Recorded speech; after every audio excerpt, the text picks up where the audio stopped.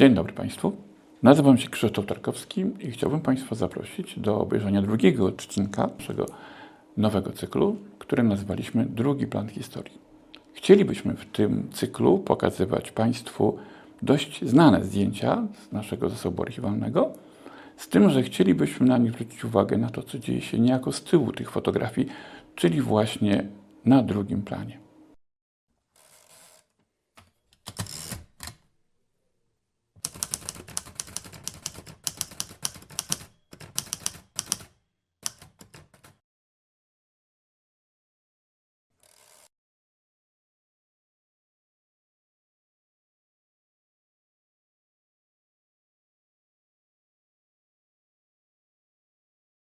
Dziś chcemy Państwu zaprezentować zdjęcie zatytułowane Widok na Wach Batalion i pierwsze pole.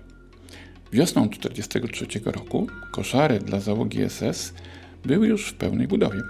Powstała więcej niż połowa baraków komendatury, obozu oraz część baraków dla koszar SS.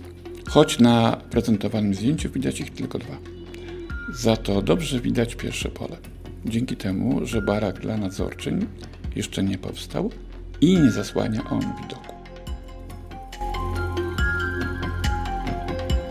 Nas jednak bardziej interesuje to, co dzieje się w tle zdjęcia, niejako na zapleczu historii.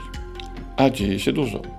Przede wszystkim świetnie widać panoramę południowego Lublina, począwszy od zajętej wówczas przez Niemców szkoły podstawowej nr 1 na ulicy Bychawskiej, dziś ulica Konińskiego, poprzez 3 budynki polskiego monopolu tytoniowego, także zajętego przez Niemców, aż na elewatorze wybudowanym dla wojska w roku 1933, magazynie na zboże przy ulicy Wrotkowskiej skończywszy.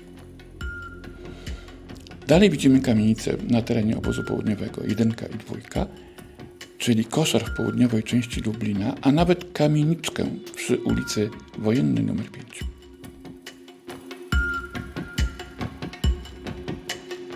I znów wracamy trochę bliżej obozu. Tu widzimy barak numer 39.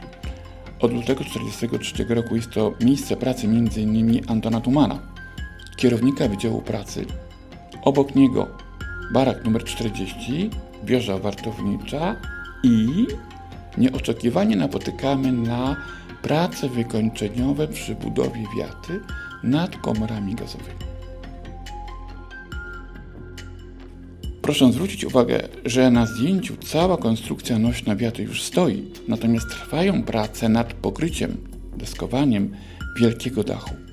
Wiata miała wymiary 20 na 60 metrów i pokrywała powierzchnię około 1200 m2. Tu widzimy, że pokrycie od strony północno-zachodniej jest już gotowe na odcinku 2/3 dachu. Natomiast fotograf zrobił to zdjęcie, gdy wschodnia część wiaty jeszcze nie była pokryta. Tylko dzięki temu widzimy jasną plamę wschodniej ściany bunkra komory gazowej.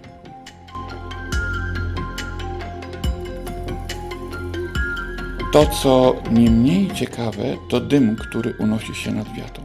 Patrząc na niego bez szczegółowej analizy, nie mam pewności, czy ten dym idący tak wysoko mógłby brać swoje źródło z punktu na terenie obozu.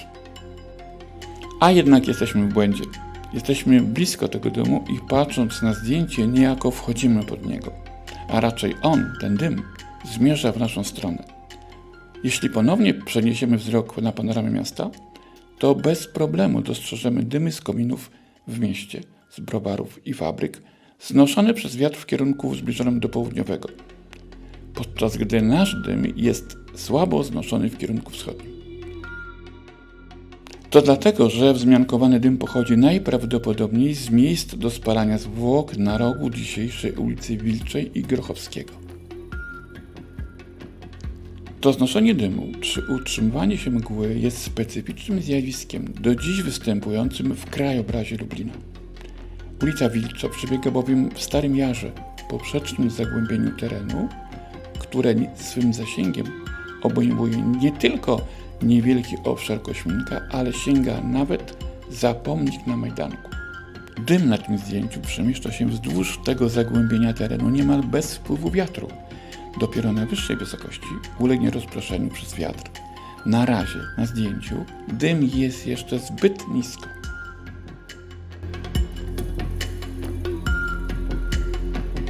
I na zakończenie jeszcze 3 obiekty ze zdjęcia. Pierwszy z nich to strzelnica zbudowana na miejscu ujeżdżalni dla koni wierzchowych SS-manów. Tu widzimy ją około 10 dni wcześniej niż na zdjęciu omawianym poprzednio. Wały ziemne osłaniające ten obiekt jeszcze nie są tak równe i wciąż trwają przy nich prace wykończeniowe, podobnie jak znajdujące się za nimi szklarni obozowej, w której widzimy jeszcze 2 ostatnie wnęki okienne pozbawione okien.